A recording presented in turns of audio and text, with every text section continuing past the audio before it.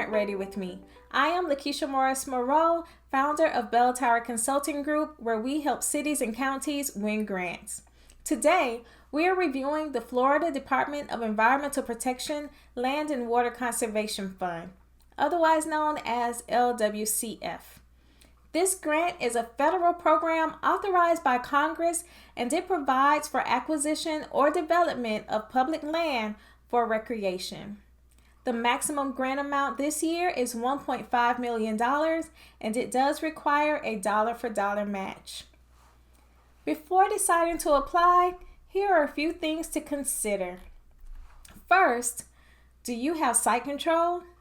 You must be able to provide clear and explicit documentation proving that your city has the sole ability to control, manage, and dedicate the park site.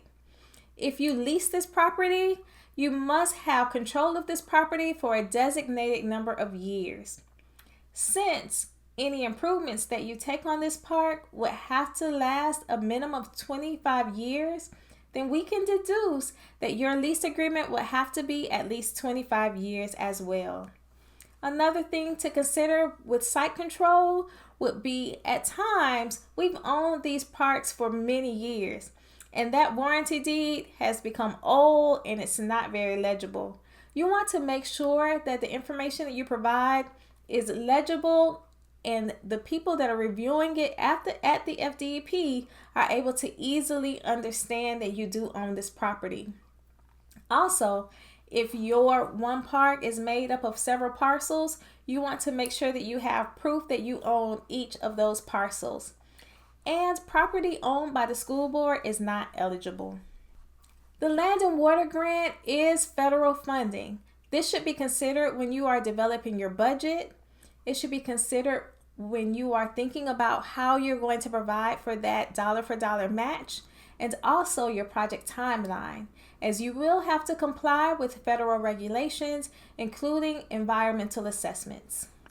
When awarding the grant, FDEP will rank each application, and then they will begin at the top of that list and award 100% of that funding request until those funds are depleted. This means that these applications need to come in scoring high to have any chance of getting this funding. We are going to talk about the top 3 score getters of this application. Coming in at number 3, earning 20 points, would be the project implements the applicant's adopted comprehensive plan and is included in the capital improvement plan or schedule during the current or next 3 fiscal years. I am taking that directly from the scoring criteria. What this means is that you want to make sure that your project is listed by name in your comprehensive plan and scheduled in your capital improvement plan.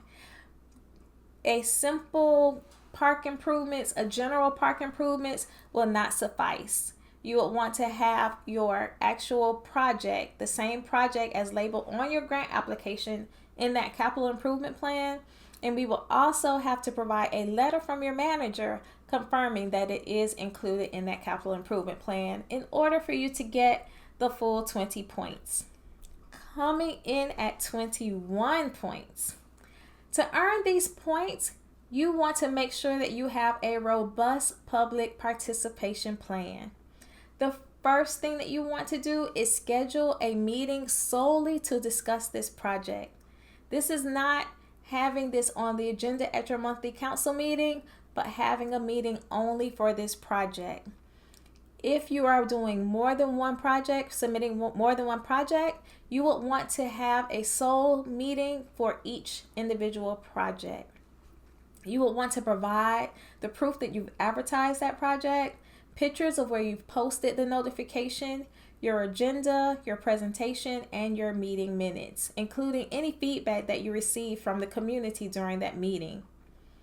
The next thing that you want to do is you will want to make sure that this project is on the agenda of your Parks and Recreation Committee or any of your other parks or leisure community advisory groups. If you don't have a community advisory group, then your planning and zoning committee will suffice for you all to be able to get these points. Again, you will want to show that your project is listed on the agenda and provide any meeting minutes. And finally, you will want to have either a survey where you will ask the public to provide you some feedback on your proposed projects, or go to a nonprofit organization or a neighborhood group and talk to them about your plans. Present your plans to them, and you want to provide proof that you've held that meeting and a letter from them confirming that you've held that meeting. This is not a general letter of support. Thank you, and we fully support this project. This is thank you for attending our meeting on this date and discussing with us your project, and then providing you with any feedback that they might have. And then you will be able to get those points. Again, if you do all three of those things, you can get 21 points. Coming in at number one for these points at up to 30 points.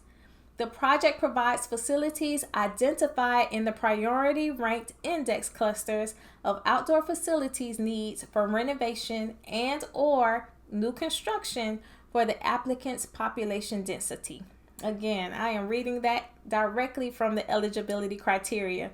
In short, this means that each of the planned improvements that you have will be ranked depending on if they are a priority for your population density based on the state of Florida's needs assessment.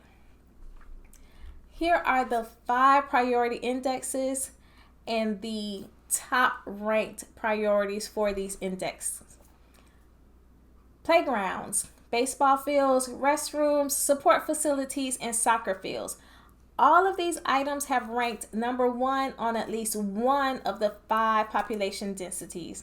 Now, this is a category where we would have to talk to you about your project and then figure out where your project will fall in that ranking. Well, that's it for our video on the Florida Department of Environmental Protection Land and Water Conservation Fund.